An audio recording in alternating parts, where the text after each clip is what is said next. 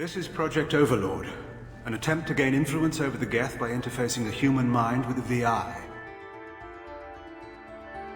The results have been less than satisfactory.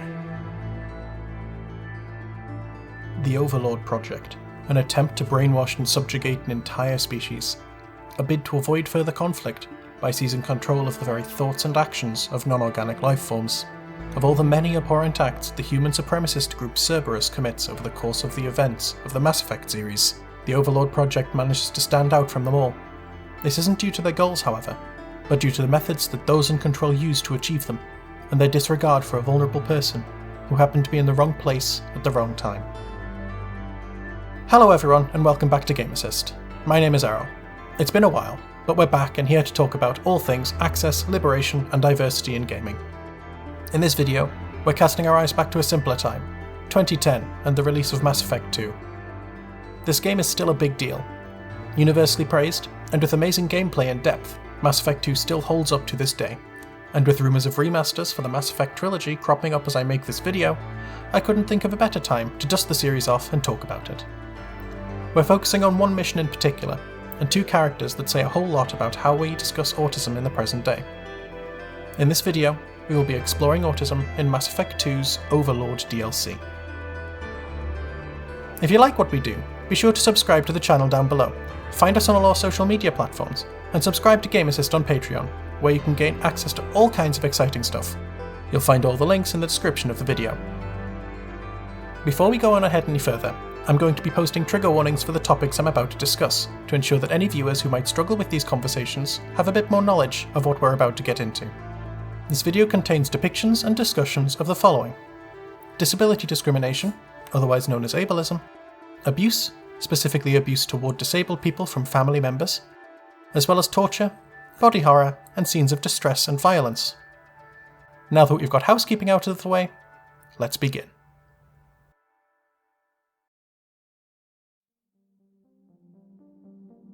Picture the scene. You, the legendary Commander Shepard, are informed of an emergency. A research station run by Cerberus has fallen silent, and a rogue computer intelligence has found a way to slaughter the scientists on the station. While Cerberus is well known for committing atrocities in the name of the advancement of the human race, Shepard kind of owes them, considering they're the reason that you're still living, breathing, and kicking ass, rather than, being an icicle floating through space. So time to work off that debt and save the galaxy. Again. Once you land, you team up with Dr. Gavin Archer, the only scientist left alive in the research station, to stop the rogue intelligence. Gavin lets you know that his brother, David, volunteered to take part in an experiment that would connect him to a virtual intelligence so that they could control the Geth, a group of synthetic creatures that have traditionally been your enemy. Unfortunately, Gavin explains, his brother couldn't handle the connection and has become a virus of sorts, and it's up to you to unlock the main facility and shut down the David VI hybrid. Of course, this is Cerberus we're talking about, and if Cerberus are good at anything, it's lying to Commander Shepard to get the crew of the Normandy to do their dirty work. It doesn't take long before you realise that something's up, and towards the end of the mission, David finds a way to show you the horrifying truth. He didn't volunteer at all. Gavin forced him into the experiment once he realised that David's autistic traits could be helpful to its success. There was no consideration made for the safety of his brother, and his constant shouting has simply been a call for help. You, Commander Shepard, are given a choice.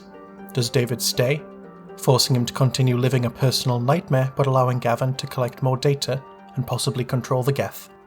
Or do you take him away from Project Overlord, damning the project to failure but freeing David from his hell? This video will analyse both of the brothers, but we have to start with David first. Not just because he's the autistic one, but because you can talk about David without talking about Gavin. But you can't talk about Gavin without David. I'll come back to that later. So rather than it being implied with hints, David Archer is explicitly autistic. Which is nice, because oftentimes, TV shows, games and other media just use the traits of autistic people without explicitly saying that they're autistic, allowing them to get away with characters like this, and this, and this, and you get the picture. Saying it outright immediately challenges the idea that being autistic is something shameful. Explicitly stating a character as autistic also forces people to get things right, which BioWare, thankfully, did. Well, almost. David fits in with some of the more common autistic stereotypes that we see in most media. He is a young white man who, even in the Mass Effect universe where people can fling things about with their minds, stands out as unique. He's stated to be an autistic savant, defined in the Merriam-Webster dictionary as a person affected with autism who exhibits exceptional skill or brilliance in some limited field. Hold up. That's the definition. Affected with autism. Well, that has awful connotations. Fun fact, autism isn't a disease. It isn't an affliction. You don't just get affected by it, or with it. A majority of the disabled and neurodivergent community recognise autism as part of their identity and existence. We primarily use identity-first language, such as autistic person, instead of person-first language, for example, person with autism. Can someone at Merriam-Webster, get on with updating their language use, please? Anyway, so back to David. His skills are twofold. His first notable skill is in mathematics, which is what made him so essential to this stage of the Overlord project. He's able to communicate directly with the Geth due to their mathematical language. He also has a photographic memory, which is indicated by his repetition and routine, which plays heavily into his use in the project. While attached to the Overlord machine, David attempts to communicate with Shepard through disturbances, connecting you to the program to show you the past. In this, Gavin Archer explains how he views his brother. David is a mathematical savant. His autistic mind can interpret the Geth language at its most basic form and mimic their phonetics, with his photographic memory cross-referencing the meaning as a snap. He's literally a human computer. Now, I can't go any further without talking about the issues with this trope. Mind you, not with David himself. He's a very good representation of a very specific kind of autistic person. We just need to talk about that specific kind of representation in popular culture. Simply put, most autistic people aren't like that. A lot of media see being autistic like an RPG, where you put all your points into intelligence and have the charisma of a plant pot. Autistic people aren't robotic, and that's very clearly how they're represented, especially here, considering he's described as a human computer, and is plugged directly into a network like that's a normal thing to do. Hell, even TV tropes calls this form of representation Hollywood autism, which fits pretty well here. David Archer is a product of this pop culture interpretation of autism, adapted to a science fiction narrative. It's a really awful trope, and since it's so pervasive, it ends up putting a lot of expectation on autistic people when everyone expects us to be able to paint cityscapes from memory or recite pi to 10,000 digits, because they saw one guy do it, and of course, all autistic people are the same, right? As much as the savant stereotype is an overused trope that needs to be launched into space, David does have some autistic traits that are worth highlighting. These are traits which both fit heavily into the plot and ground him as a very real autistic person. His skill in mathematics isn't simply a savant-like ability, it manifests as a special interest, which he uses to calm himself in social situations, grounding himself through counting using repetition and a regular structure, counting up numbers and their respective square roots in a method to keep himself focused. He also has an aversion to loud noises, a representation of the sensory difficulties that autistic people can experience. When encountering these kinds of noises, David tends to call out, informing people of his struggle. Loud. It's getting loud in here. As part of the Overlord machine, David also tries to communicate his distress, initially struggling with forming words, but finally managing to piece together his cries.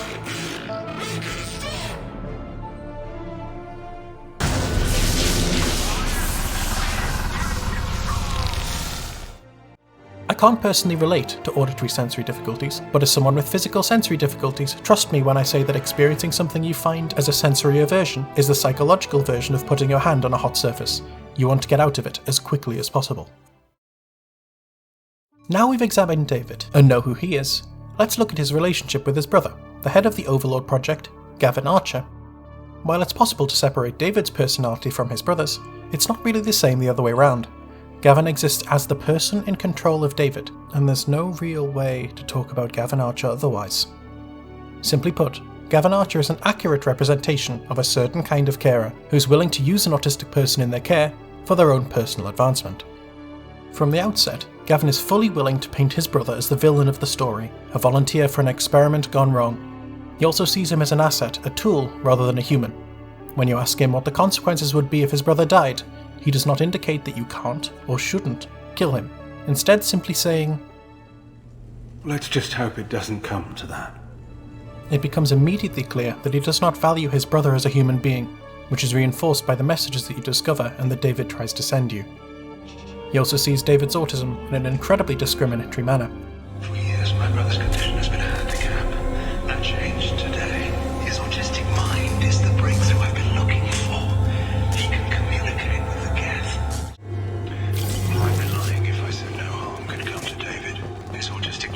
as alien to me as an actual alien.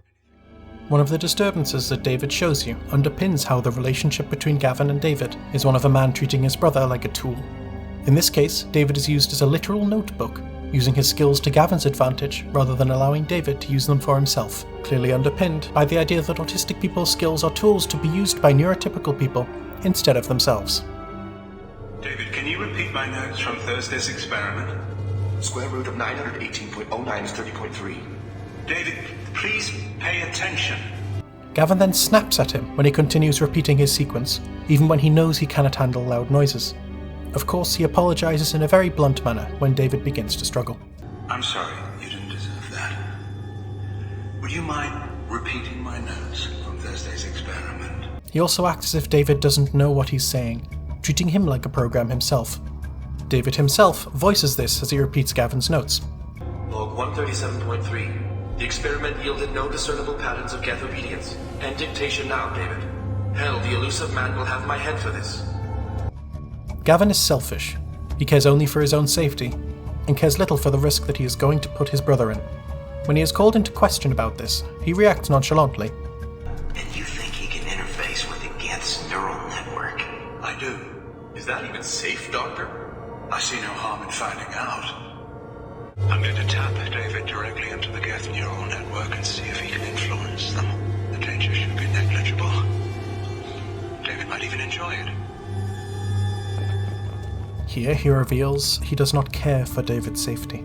He sees no harm in finding out whether the experiment they are forcing David into is going to be safe or not, pushing him in without being aware of the risks. Gavin attempts to justify his actions, as people in positions of authority tend to do when those they care for come to harm. He deflects your questioning by turning the blame upon you. And what if you've never attempted to find the Reapers, Commander Shepard? Where would the galaxy be then? Sometimes you have to ignore the risks. Of course, your crew and teammates are all willing to come with you on your missions, and on multiple occasions will disagree with and question your actions, potentially leaving or coming to blows with you. All of your team are free agents, unlike David. Gavin needs to be in control of his brother and of his work.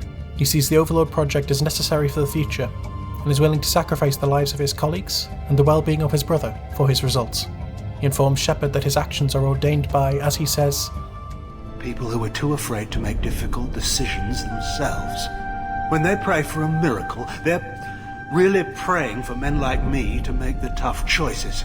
He sees the sacrifice of his brother as something that he can make, existing in a space that centralizes his own experiences.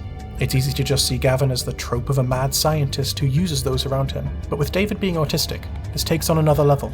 It's very common to see people with positions of power controlling autistic people's decisions and actions for their own personal gain, whether that's for self-gratification, to monetize them only to hand them off, or in this situation, to force them into experiments. Of course, you are soon to discover what atrocities Gavin has performed on his brother, how uncaring he truly is for David's well-being, and that, unfortunately, David understands precisely what has happened to him.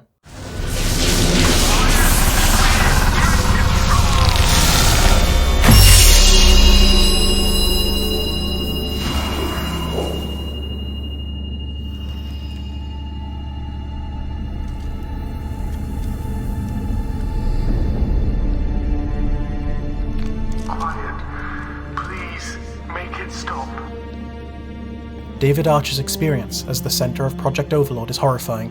Strapped into a machine that acts as a physical representation of the willingness to deny autistic people their own agency, he is physically restrained, suspended from the ceiling, and is unable to move due to the thick metal brace that envelops his neck and shoulders, with large plugs embedded into his body to hold him in place. Tubes are forced down his throat, imaginably to force feed him food and water throughout the process. And you are informed that David is fully conscious and aware of what is going on throughout the experiment. In a manner very reminiscent of Stanley Kubrick's A Clockwork Orange, his eyes are forced open by metal prongs, with tears constantly streaming down his agonized face. Alongside being a physical torture device, it also acts as a sensory nightmare for this young autistic person. As he is conscious throughout the entire process, he is subject to an entire hive mind network, and it is loud. Bombarded by the noise of their constant communication, unable to move due to his restraints, and unable to physically escape, he instead tries to escape psychologically. The only reason he has attempted to upload himself to other software, even to your own ship, is in the hopes that they will be quiet, and will be an escape from the forced sensory exposure. The moment Gavin begins to see what he has done to David and begins to humanize him, he immediately jumps to talk about him as if he is a child in his care rather than as an adult. Unfortunately, so does Shepard. Both of you discuss David's fate as if he isn't in the room, able to understand everything that is being said about him. It's up to you to decide what happens to David now. David is not given agency in his own fate, a flaw inherent to these kinds of decision-making RPGs, but one that is often felt by many young autistic people who don't get the chance to make decisions about their bodies and futures. You already know that Gavin will not stop harming David. He's already stated this to you, if indirectly. If my work spares 1 million mothers mourning the loss of 1 million sons, my conscience will rest easy. The sacrifice of David's health and well-being is one that Gavin is willing to make, whatever David's decision might be, and Gavin only states that what he's doing to his brother would be unforgivable if he died. What I've done to David is unethical. If he dies, it's unforgivable. Let me take care of him. Please. Quiet. Please, make it stop. You can also discover how aware David fully is, as he picks up on Gavin's statement. It's not like I planned this. It was an accident. Seeing David communicate with the Geth, it all seemed harmless. Square root of 912.04 is 30.2. It all seemed harmless. Square root of 912.04 is 30.2. It all seemed harmless. Square root of 912.04 is 30.2. It all seemed harmless. So what will it be? If you leave him in the project, he receives some care, but is kept in the machine. Later, in Mass Effect 3, you encounter Gavin Archer once again, who informs you of David's fate. I continued our research with the Geth. Eventually he learned to control his emotions, for the most part. Then one day he simply stopped responding. His vitals were strong, but his mind, I think he lost the will to live. I ended his misery. Gavin shows an interest in forcing David to control his emotions, but between this and the continued torture, David simply could not find a reason to continue. Being forced to live a life without movement, an inability to concentrate, stimulate your own mind, being forced into a sensory nightmare for your every waking hour, and being taught to not feel your emotions? Autistic people struggle greatly when they are unable to be themselves. David is no different. Not only that, but depending on your actions, Overlord's research is mostly useless, however the Geth story ends. In truth, David likely died for nothing. However, if you wish to see David treated as a human, and as an adult, you have to rescue him from his brother. At this point, Gavin reveals his true attitude towards his brother. I've seen enough of your cruelty to know he'll never be free from it here. I'm taking him away. No, leave him! He's too valuable! At the end of the day, all David ever was to him was a tool, whether that was for recording his notes or as part of a machine. At no point was this autistic person truly a person to him. You take him from his brother and to Grissom Academy, a place where humans with exceptional talent can flourish. If you rescued David from his brother and then save Grissom Academy from Cerberus in Mass Effect 3, you find David supporting some fellow students, and he is able to vouch for you when other students question whether you're a friend or foe. I'm here to help. I didn't buy it from the last guy and I've got no reason to buy it now. The square root of 906.01 equals... 30.1. Hello, Commander Shepard. David, you know her? Yes. She rescued me from Cerberus, sent me here. She made it quiet. Away from the control of his brother, David has shed the infantilization he faced prior, and is able to use his talents for what he, not his brother, wants. His personal special interest in counting and numbers comes up once again here. Has Grissom Academy been alright? Yes. I've been counting. Anything in particular? The number of days you lengthened my life. The security office. I hacked the lock. Guns. Lots of guns. Goodbye. This action reinforces his newfound existence as a free agent, as he hacks into the Academy armory to support you, providing Shepard and his team with the best thing you could ask for: guns. That's going to do it for this Exploring Autism video. If you've enjoyed this video or learned anything, make sure to leave a like. Comment if you have any thoughts, and make sure to subscribe for more. Follow us on Twitter, Instagram and Facebook at the links below. Thank you to our Patreon supporters who help making videos like this possible. A quick shout out to our new Patreon supporters for this month: Ari Baker, Ikra Chowdhury, Najib Hassan and Ditsy Doggy. Thank you so much for your support. If you'd like to join them in supporting us, follow the link in the description. I want to give a big thank you to those of you who are already subscribed. This is Ben Arrell from Game Assist. Thank you all for watching, and until next time, take care.